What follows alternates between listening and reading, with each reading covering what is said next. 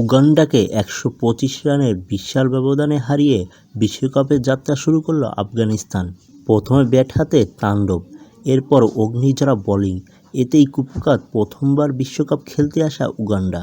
টি-20 বিশ্বকাপে নিজেদের প্রথম ম্যাচে আফ্রিকার দেশটিকে ১২৫ রানের বিশাল ব্যবধানে হারিয়েছে আফগানিস্তান। ৪ জুন মঙ্গলবার গায়ানার প্রভিডেন্স স্টেডিয়ামে টস জিতে আফগানিস্তানকে ব্যাটিংয়ে পাঠায় উগান্ডা। প্রথমে ব্যাট করতে নেমে দুই আফগান ওপেনার রহমানুল্লাহ গুরবাজ ও ইব্রাহিম জাদরানের ঝড়ো ব্যাটিংয়ে ২০ ওভারে ৫ উইকেট হারিয়ে ১৮৩ রানের বিশাল পুঁজি পায় আফগানরা।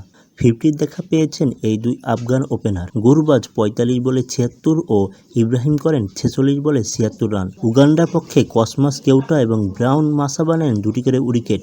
১৮৪ রানের বড় লক্ষ্য তাড়া করতে নেমে আফগান পেসার ফজল হক ফারুকীর তোপের মুখে পড়ে উগান্ডার ব্যাটাররা। ৪৮ রানের মধ্যে ৮ উইকেট হারিয়ে চরম ব্যাটিং বিপর্যয়ে পড়ে আফ্রিকার দেশটি। একাই ৫ উইকেট নিয়ে উগান্ডার ব্যাটিং লাইন ধসিয়ে দেন এই আফগান পেসার। এরপর দ্রুতই আরও ২টি উইকেট হারিয়ে ১৬ ওভারে ৫৮ রানে গুটিয়ে যায় উগান্ডা। দলের পক্ষে রবিনসন ওবুয়ে করেন সর্বোচ্চ ২৫ বলে ১৪ রান।